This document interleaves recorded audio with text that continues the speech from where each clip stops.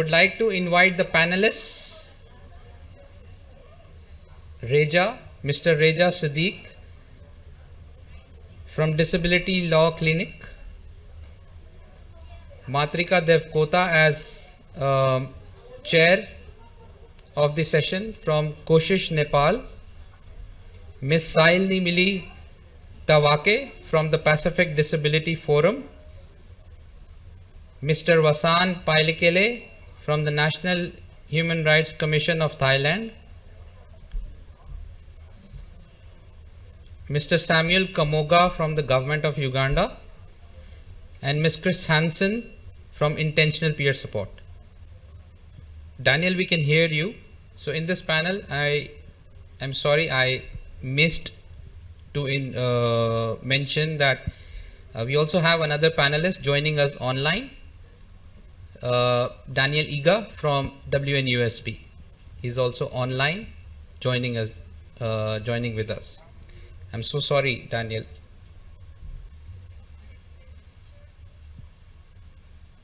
Oh, very, very good afternoon. Welcome to all of you. Hope everyone are in. Would it be possible, like quite scatter, maybe can, if possible, can come quite in front. So I think that will enable have to more discussion, interaction.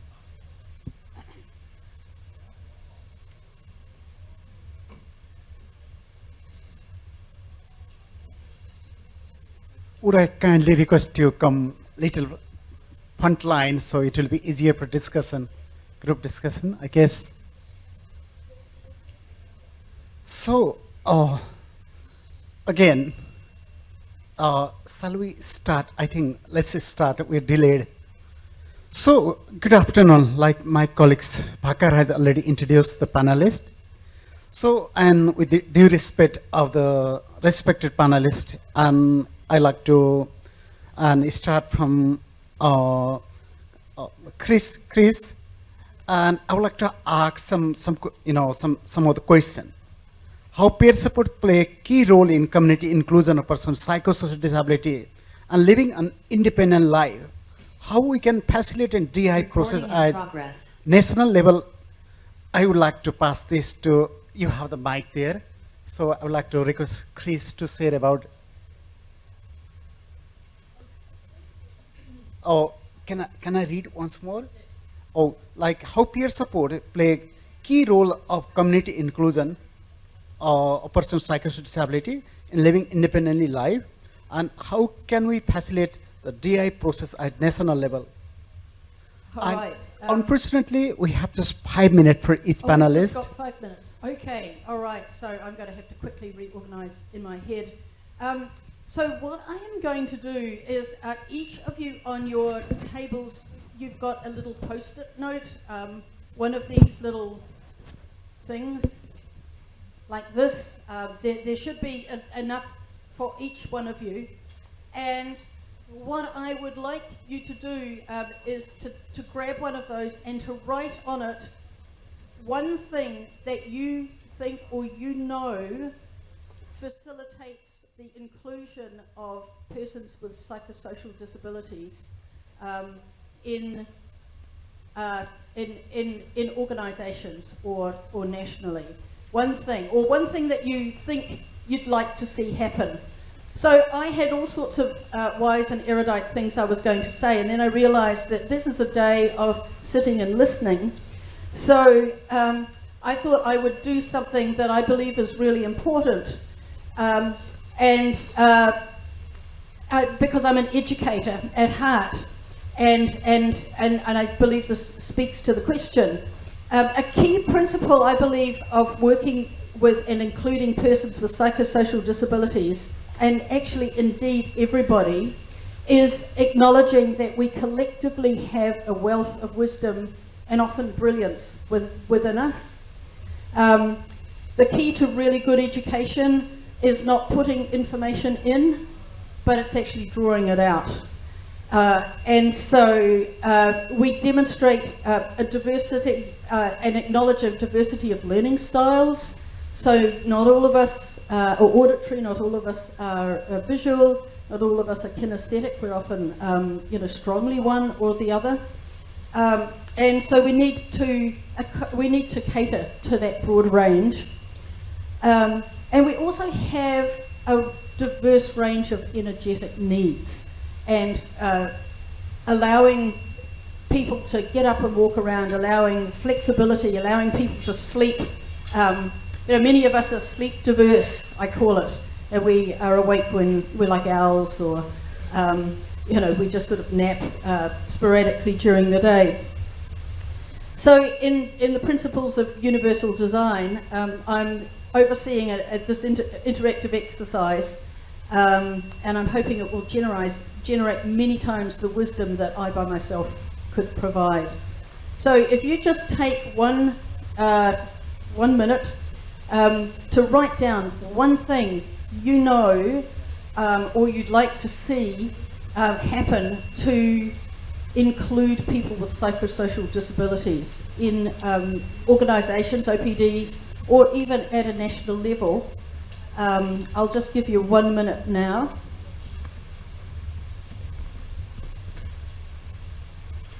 And if you've got more than one in time for more than one, you can write as many as you like. Just, I know we're under the eye time-wise.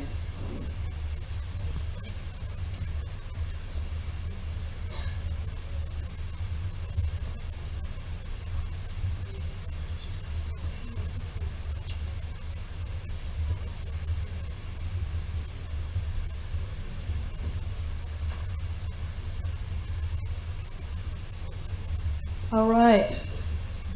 And now I'll just invite you to read it to somebody at your table. Just take about a minute to just read to each other what you've got.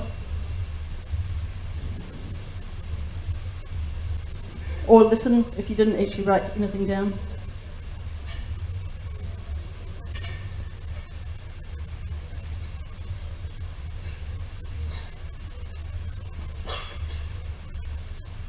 And now I'm going to invite you to just slap that little post-it note on the piece of coloured paper that you've got on your table.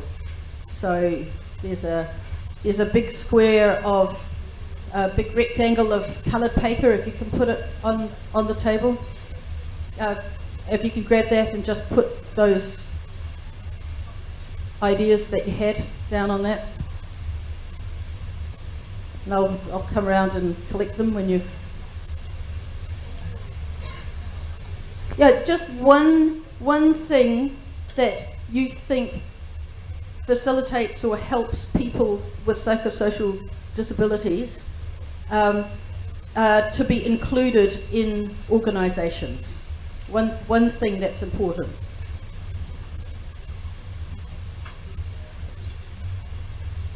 All right, and this group has got... And so we've got employment equity, access to information, sample information with pictures to people with psychosocial disabilities, inclusion of persons with psychosocial disabilities, project designs, attention to designers. Anybody else actually I can just... That's great. I've got freedom to speak,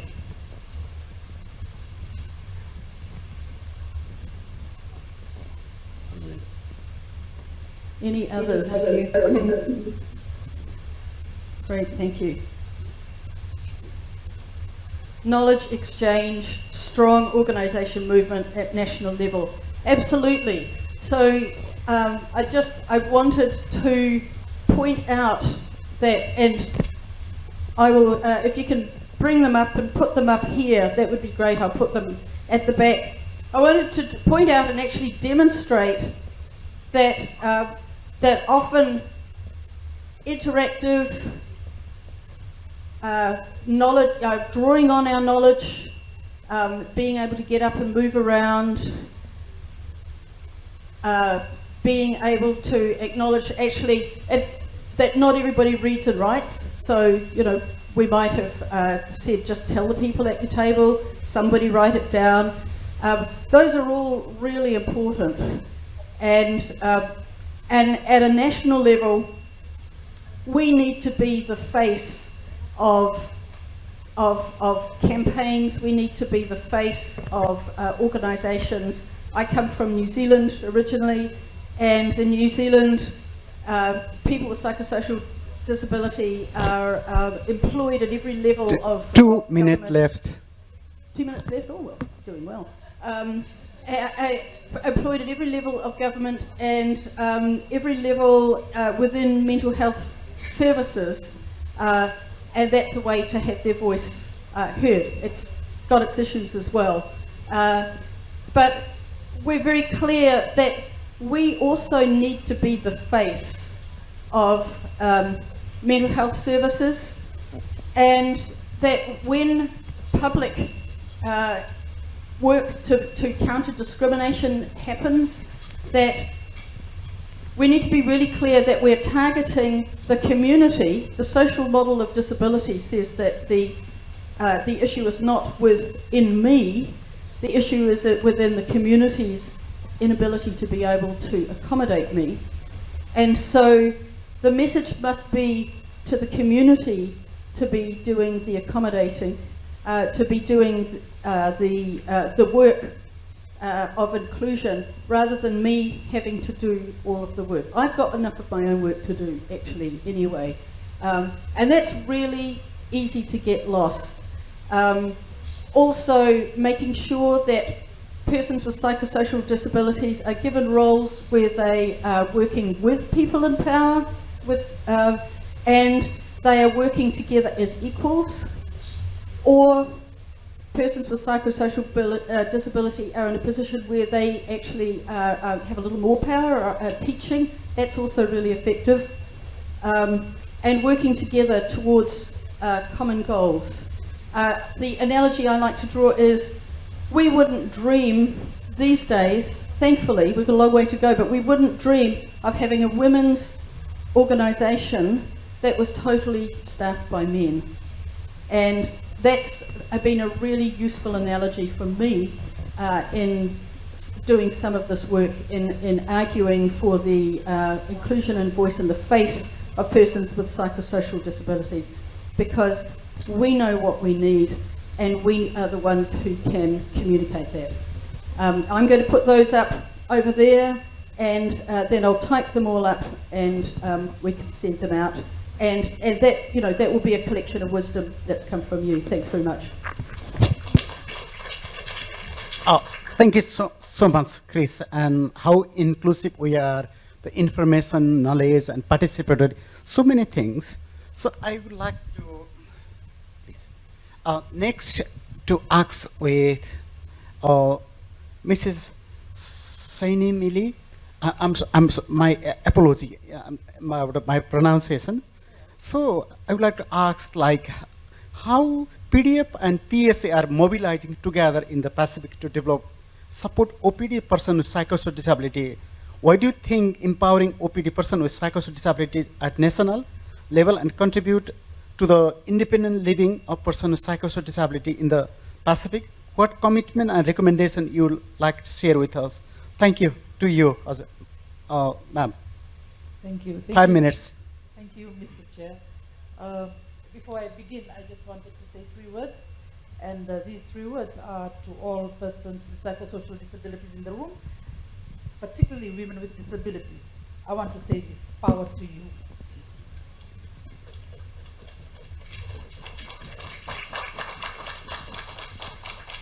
The Pacific Disability Forum is a regional organization often for persons with disabilities, with the main mission of promoting the dignity of persons with disabilities across the Pacific, as well as at the regional and as well as global level. It's been an honor to be invited here.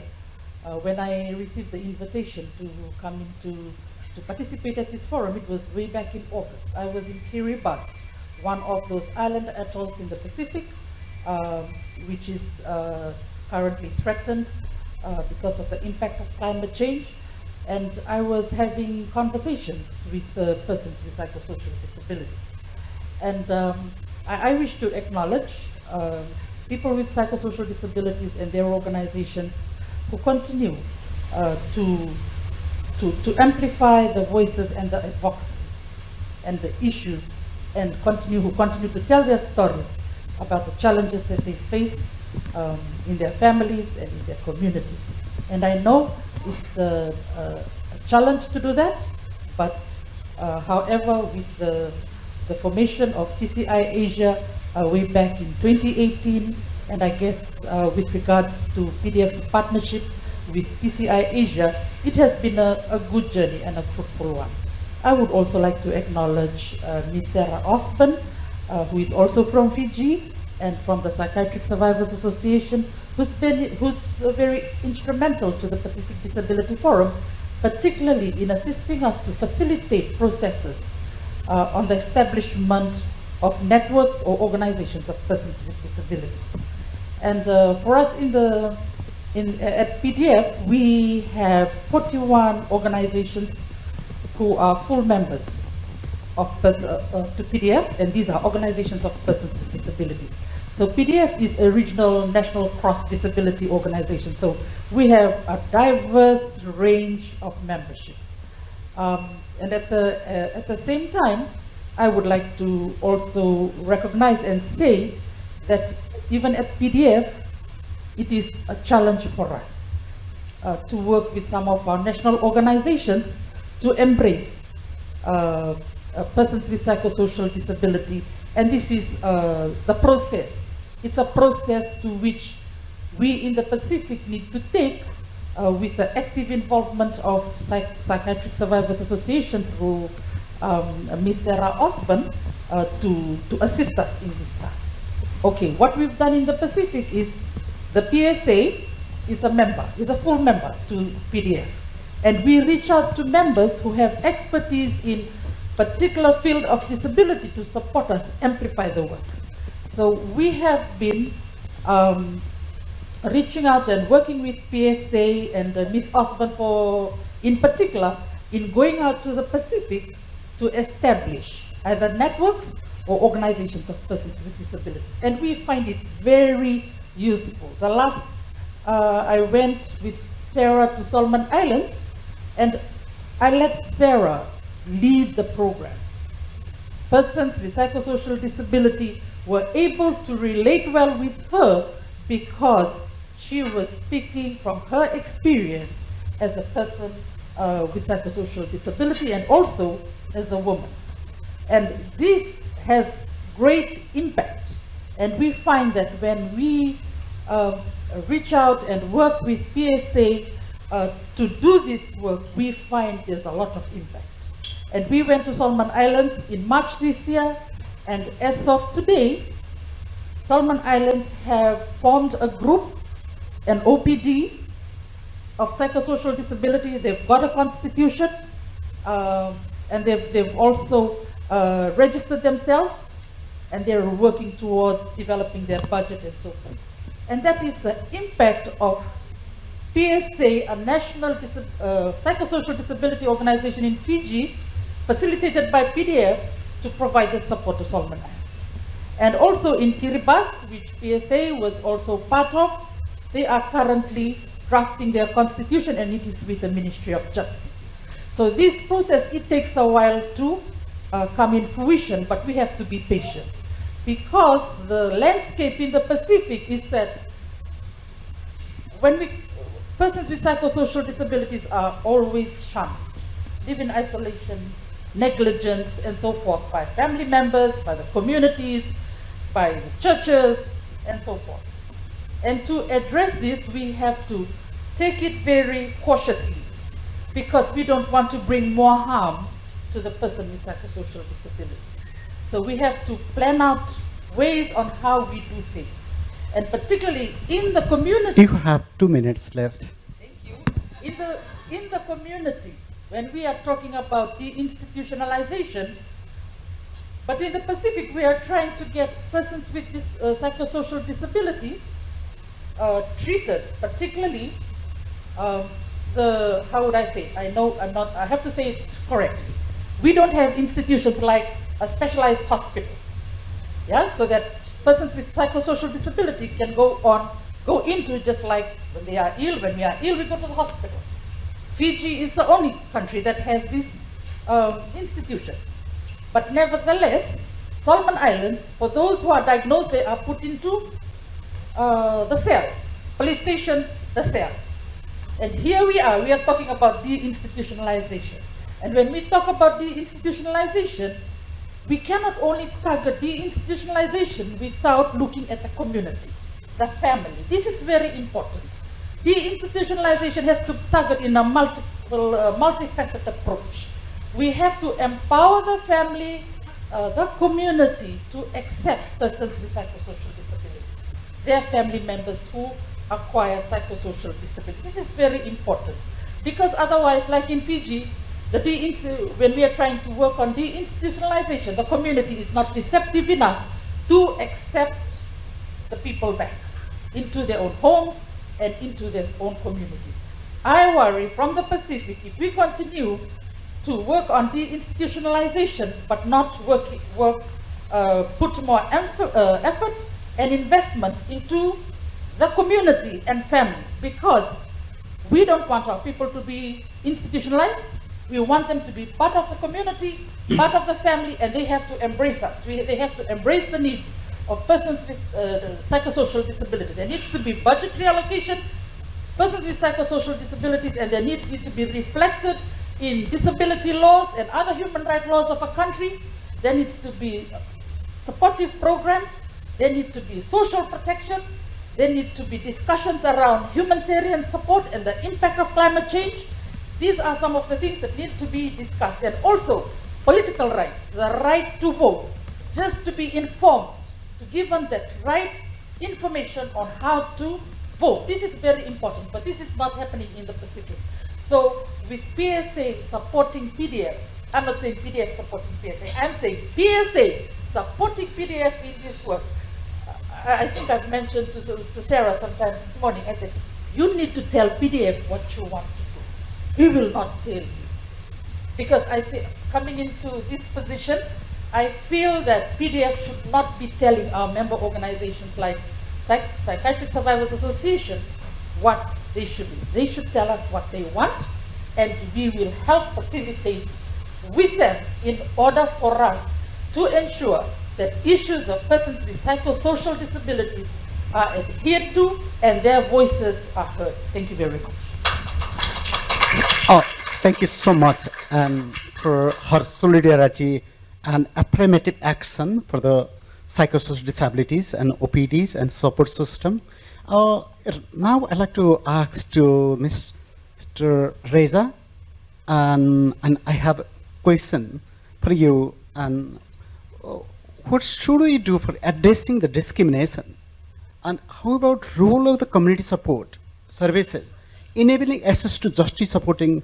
So how can we work with you on how TCI members should work? So that's the organization, the law school, that Disability Law School you are belong to. Give us some of your input, please. 5 minutes to you. Thank you so much, Machika ji, and also thanks to TCI and organizers for giving me this opportunity. Respond to your question, I would like to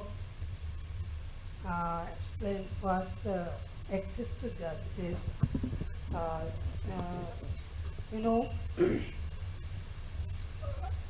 What does actually access to justice mean for us?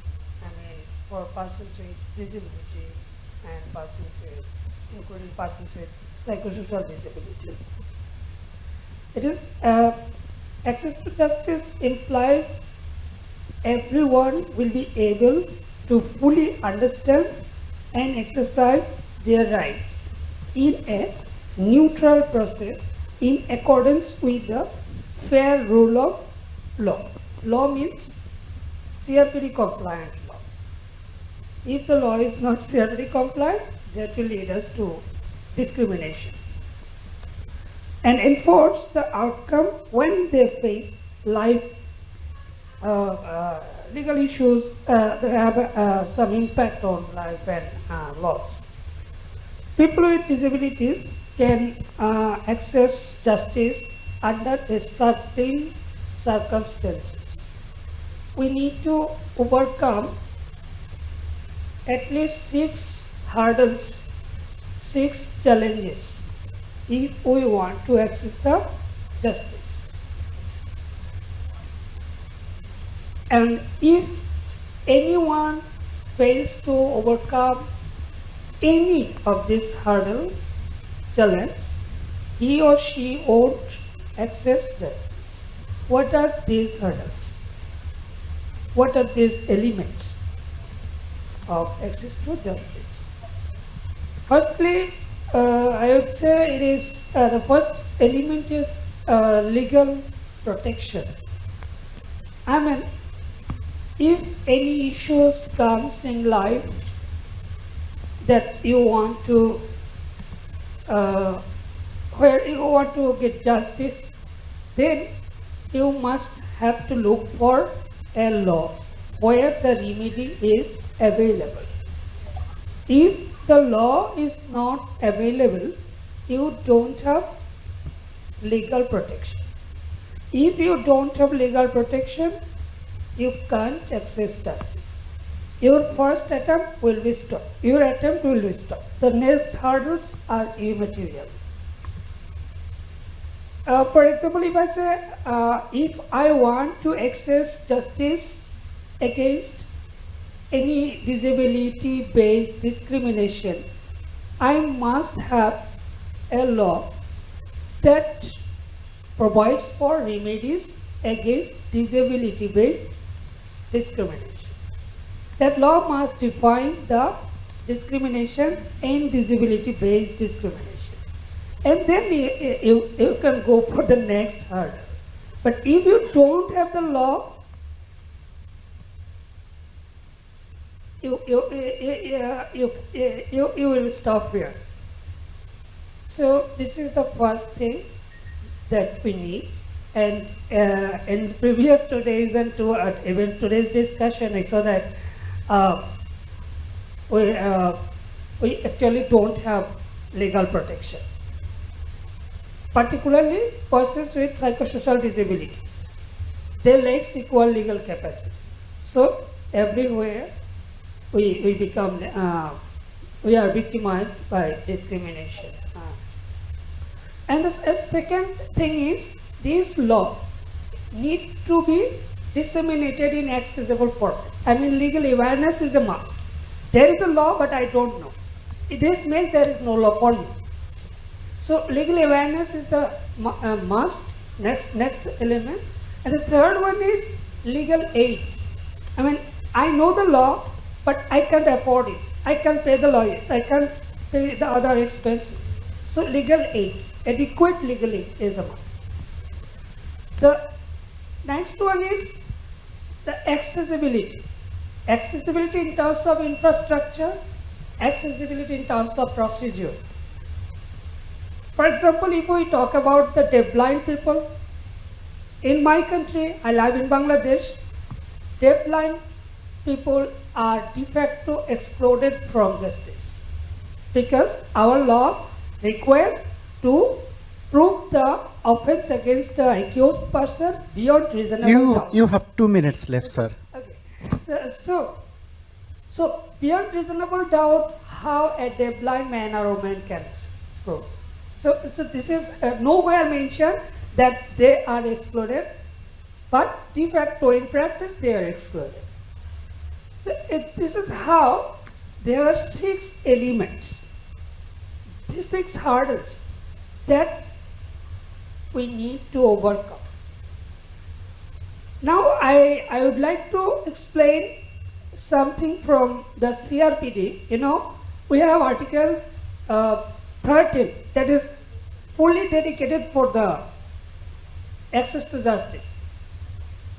And we need to fully comply with this Article 13. Otherwise, if any word is missing to be translated into the practice, then we can't access justice. So when we think about this element, I see I am swimming in the high seas.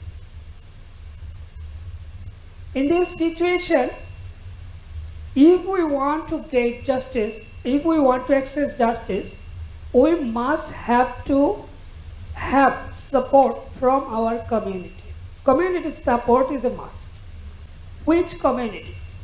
I live in a community where even persons with disabilities believe that persons with psychosocial disabilities should not have equal access to justice. Because they think that as he or she is not being able to understand what is happening, so what matters? So when our fellow people believe this, what is the belief of the other people? So in this situation, it has been a very I would difficult- like to request to conclude. One Thank you. minute. Conclude, please. Okay. so I in this situation, in my country, I have planned to make aware, legally aware, our community people, particularly OPD leaders, and I am launching an online disability law paralegal course, which is designed to make our OPD leaders who don't have even completed the primary education, because there is no inclusive education. So I am trying to make them educated about the laws, existing laws, so that they can see what is where. And as OPDs are the hub of people with disabilities, everyone, whenever they face any trouble, they first come to the OPDs for advice or something. So in this sense, I believe that this legally empowered community, paralegal community, will be able to Final overcome- request. Yeah, okay. So we will overcome the situation, and this is, I would like to end here. Thank you. Oh, thank you so much for sharing about legal remedies based on disabilities. Very wonderful. I would like to pass over to Sir Wasan, and I have some questions for you, sir. What is the situation of person with disability in Thailand? What and how did NSRC contribute to enhance the right of person with disability? And what is the way forward to advocate for the rights of person with psychosocial disability in Thailand? Time to you, sir. 5 minutes, please. Thank you very much, and good afternoon, everybody. It's give me a pleasure to share with you the work of National Human Rights Commission of Thailand, or NHRCT, in protecting the human rights of persons with disability. Right. Before diving into detail, let me provide a brief overview of our organization. The NHRCT is an independent national human rights institution established by the Constitution with a primary mandate to protect and promote human rights in Thailand. We also monitor the human rights situation in the country. As for the situation on persons with disability in Thailand, as of 2024, approximately 2 million individuals are registered as persons with disability in Thailand, with an equal distribution between genders. Among them, 50% have physical disability, followed by 19 with hearing or communication disability, 14.5 with psychosocial disability, and 8.18% with visual impairment, respectively. Thailand is committed to protection persons with disability through specific legislation, including the Person with Disability Empowerment Act, the Person with Disability Education Act, and the Mental Health Act. In regard to welfare and service for persons with disability, Thailand has developed several models of education, to accommodate children with disability tailored to their unique needs and supported by Ministry of Education, community partnership and healthcare service provider. For those without caretaker, daily life can be challenging. The Department of Empowerment of Persons with Disability oversees 13 institutions for persons with disability. Allow me to highlight some specific case the NSRCT has handled to protect rights of persons with disability. Some of these complaints led to recommendation to revise regulation for persons with psychosocial disability. One case involved disability allowance.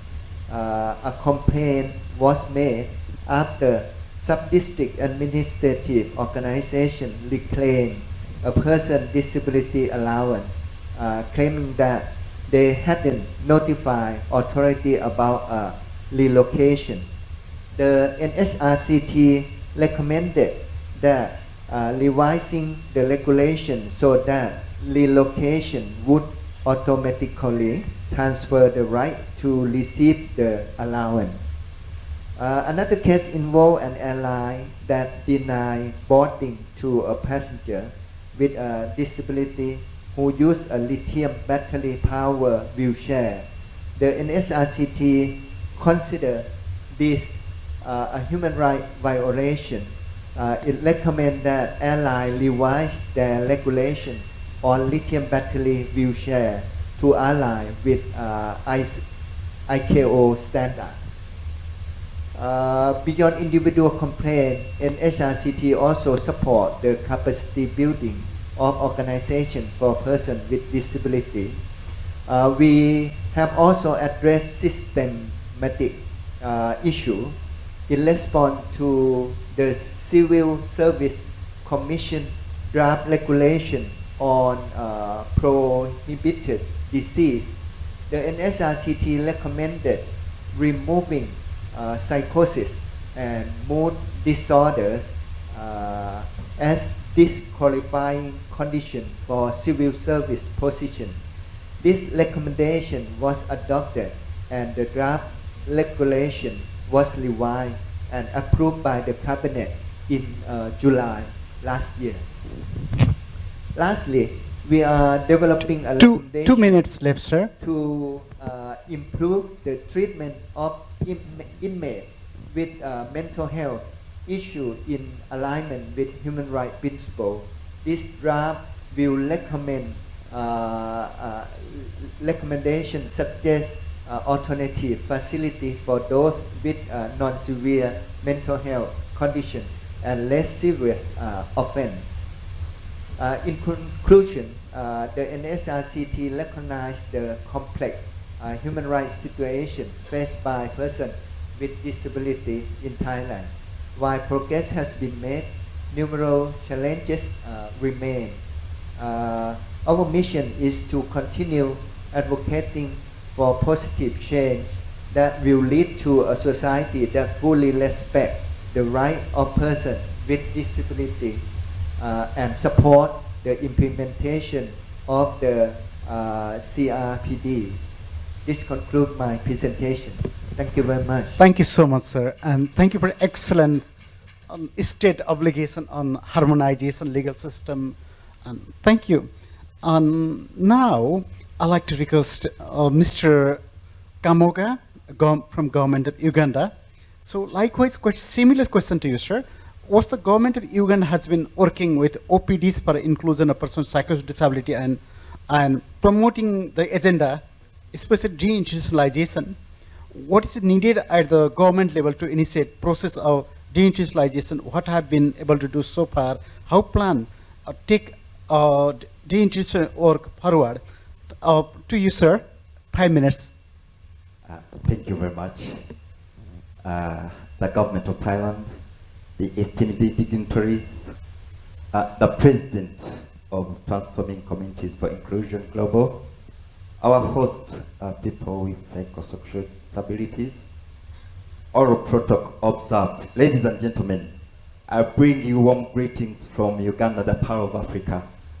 I would like you to know that Uganda has the best waterfalls in the world.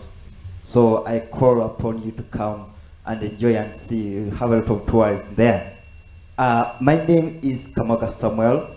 I work with the Ministry of Kampala Capital City Authority, Metropolitan Affairs, and the Kampala Capital City Authority. It's a great privilege for us to share together as stakeholders for this community inclusion. I would like to appreciate TCI-Global for gathering members from around the globe, including Uganda. Thank you so much. This morning when I was listening to my colleagues, my brothers from TZ, I think I felt something different. And I said, TCI, there's a great job to start with. I don't know whether you can give us all timelines, but I felt TZ really needs quick attention and help out. Ladies and gentlemen, in the plenary for community inclusion, TCI requested me to share on how government of Uganda has been working with organizations of persons with disabilities organization for inclusion of persons with psychosocial disability and promoting the agenda of the institutionalization. I'll answer in 3 phases. I've categorized my response in 3 phases. The government of Uganda has developed a framework of implementation of any necessary affirmative actions towards this cause. The framework includes the Constitution of the Republic of Uganda, Article 35.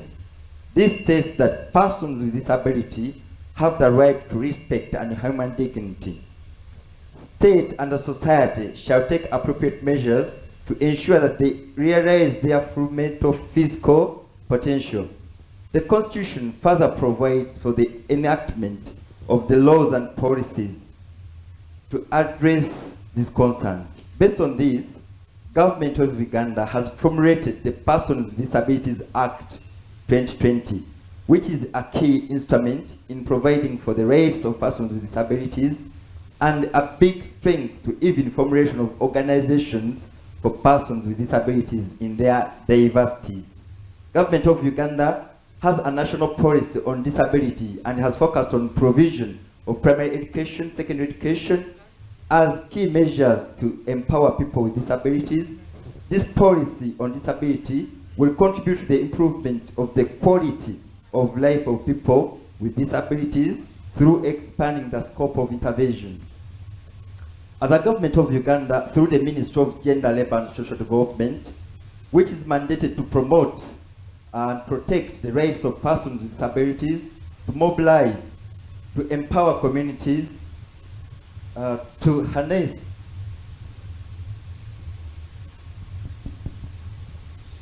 the ministry. Am I clear? Yes. Oh, thank you. The ministry promotes issues of labor, productivity, and employment, social protection, gender, equity and equality, human rights, culture, empowerment. The ministry is responsible for protection and promotion of the rights of the vulnerable population, addressing gender inequalities, ensuring cultural growth, labor and employment, as well as community mobilization and empowerment. The ministry is working very closely with organizations of persons with disability, in particular NUDIP. NUDIP is National Union of Disabled Persons of Uganda, which is the umbrella organization for persons with disability in Uganda, including persons with psychosocial disabilities. The government of Uganda has gone ahead to sign memorandum of understanding with organizations of persons with disabilities. For example, we have an MOU with NUDIP, an organization for all disabled persons, and through which government is able to reach out to every disabled person within the country. As government, we recognize that there are multiple invisible disabilities, like psychosocial disabilities, among others, and we note that they have not been effectively involved in most of the developed agenda. We call upon organizations, persons with psychosocial disabilities, to sign MOUs with the Ministry of Gender, Labor and Social Development, especially in regard to the issue of deinstitutionalization and community inclusion. The organizations of persons with disabilities are well represented in the legislature. Government of Uganda created 5 members of parliament seats, particularly for people with disabilities. Despite all the above initiatives and actions, we acknowledge that there are still some gaps that need the government's attention. Ladies and gentlemen, 2 minutes left, sir. oh, thank you. What is needed at the government level to initiate the process of DI? Uganda government ratified the United Nations Convention on the Rights of Persons with Disability. The government of Uganda has an economic development program which is ongoing, and we have this called parish development model, where 10% of the funds are allocated to people with disabilities, inclusive of people with psychosocial disabilities. We have a growth fund. This is advanced to the women, where women can borrow from the government at an interest rate of 10% and pay back within 2 years. We also have the youth livelihood program, where youth come and borrow money from the government to improve their economic muscle. Furthermore, people with disabilities are at liberty to access more funds from the mainstream. All these programs do support independent living in communities. We also have the Equal Opportunities Commission and the Act, which is mandated to eliminate discrimination and inequalities against any individual or group of persons. Government of Uganda has gazetted 3rd December as a Disability Awareness Day, which is an annual event. We celebrate all forms of disability on this day. We use this day to promote awareness and the capabilities, potentials, and contributions of persons with disabilities. This year's theme is Improved Household Incomes for Well-being of Persons with Disabilities. We are going to hold this on 3rd of December, which is just next door. And we invite you, you can join us to celebrate. Ladies and gentlemen, I was also tasked to say what the government of Uganda has been able to do so far. Uganda government has taken steps to address harmful impact of institutionalization of persons with disabilities. Following UN the institutionalization guidelines, Uganda has developed a comprehensive legal framework to protect and promote the rights of persons with disabilities. How government of Uganda plans? Final reminder, sir. Okay, thank you. I'm about to conclude. As far as the government of Uganda is concerned, we are in agreement and support the Article 19 of the UNCRPD principles and the Sustainable Development Goals. It's therefore prudent to deliberately support the OPDs by strengthening their capacity to self-advocate. We congratulate some organizations like Uganda National Self-Advocacy Initiative, Triumph Mental Health Support, Milestone Initiative, among others, where we see self-representation, employing people with psychosocial disability. As government, we shall promote and support them. Ladies and gentlemen, in conclusion, the government of Uganda has demonstrated the will to integrate people with disabilities, including psychosocial disabilities, and is committed to providing an enabling environment for people with disabilities and concerned development partners to advocate for their rights or implement affirmative actions. For God and my country, thank you very much. Thank you so much, sir, and so much achievement. We are eager to meet the beautiful country as well as the progress, maybe in coming future. Thank you. So, last but not the least, so virtually we have our dear colleague Daniel, Mr. Daniel Iga. So, I would like to request technical facilitation. So, Mr. Daniel Iga, so Are you there? Yes, I am. Oh, dear friend. So you are most welcome in this plenary meeting of TCI. You are most welcome. Yeah. And what Thank you. what I would like to request with you is like here in the plenary, we're talking a lot about the deinstitutionalization and community support systems for the, and also like all network user service psychiatric, like TCI is like, a kind of sister organization. Could you kindly tell about like what are the initiatives from WNSP regarding deinstitutionalization, community support services, and could you just tell us that, we'd like to learn something from you. Thank you so much. Floor to you, sir. Yeah. Thank you very much, the moderator. Once again, it is You have 5 minutes to you, sir. 5 minutes for you, sir. 5 minutes. Yes, thank you. Yes. My name is Dr. Iga Daniel Mwesigwa, a person with lived experience with psychosocial disability, and also the acting co-chair of the World Network of Users and Survivors of Psychiatry, and a board member of the International Disability Alliance. I'm really honored and privileged to be a panelist in here. And I would like to thank TCI, the president, and the secretariat for this initiative of a multi-stakeholders meeting. Thank you so very much. And of course, TCI, as already said, is a post-UNCRPD psychosocial disability movement. WUNUS was and is pre the CRPD and continues also to be there, as well. We have different strengths and we should recognize that.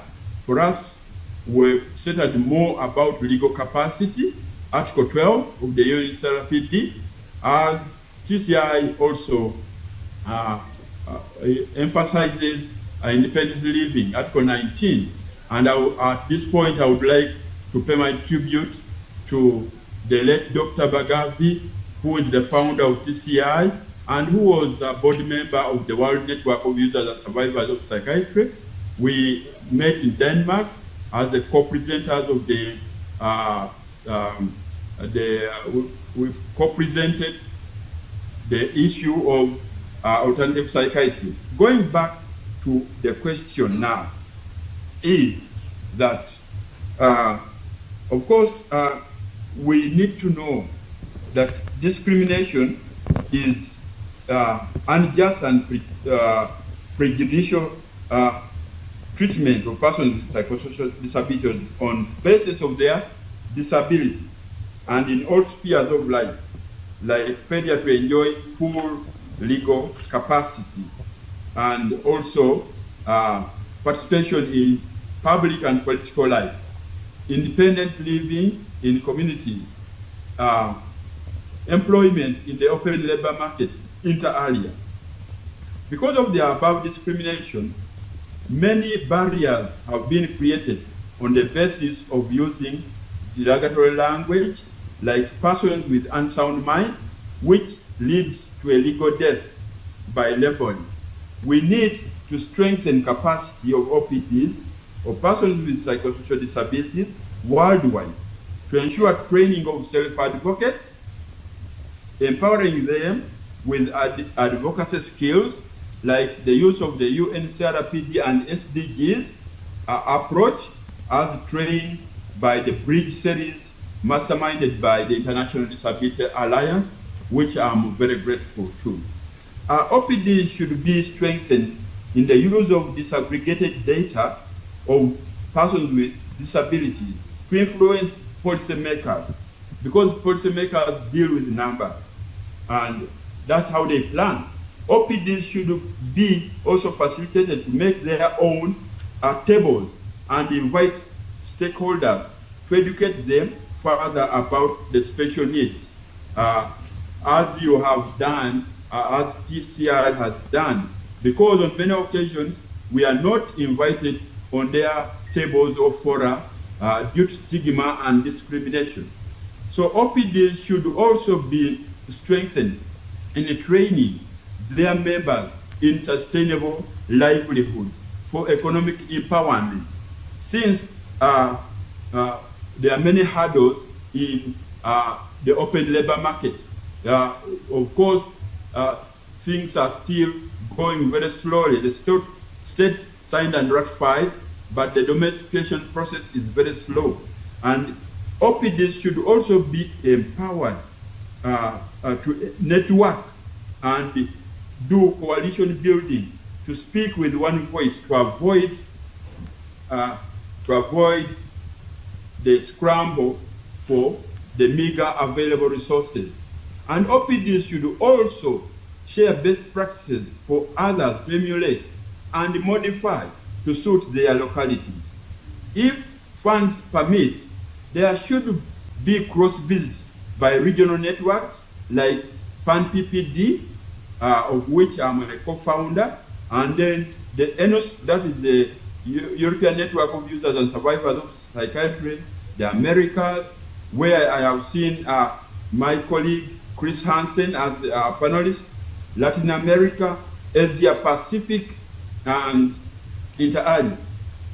Once capacity of the OPDs is done, then awareness of oneness of purpose will be achieved, and You have 2 minutes left, sir. And yes, I 2 thank minutes. for your regional accommodation. I'll do that. Then oneness of purpose will be achieved, and therefore, then we shall speak with one voice, and we shall be a very big movement.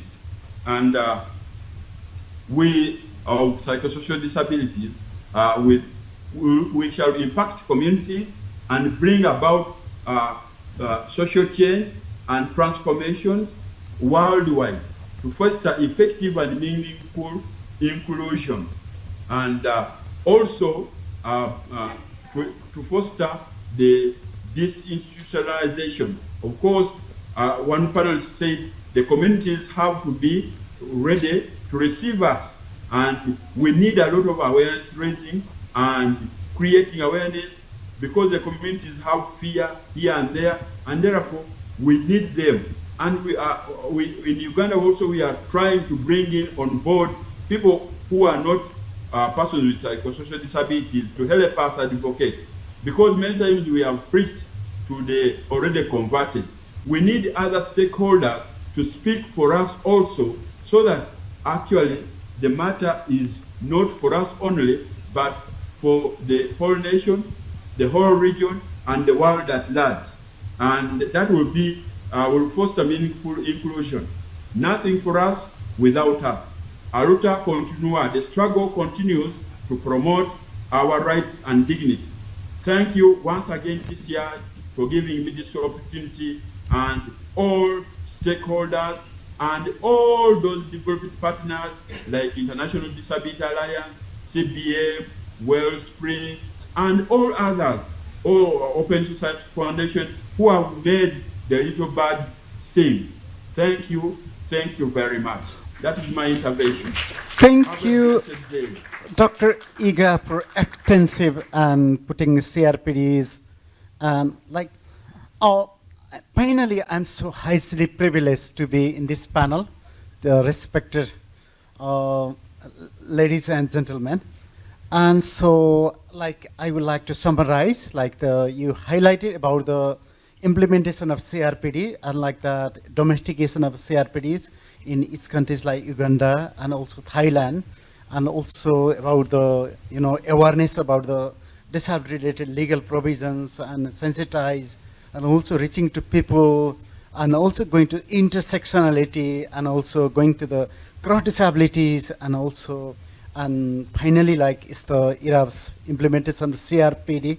So utilizing those in all the ways, then implementation of CRPD for making the right trail. I really like to highly acknowledge and thank you for panelists. And so it is great. I have learned a lot, and I hope that audience are also very much blessed. Thank you so much for your time. Have a good afternoon.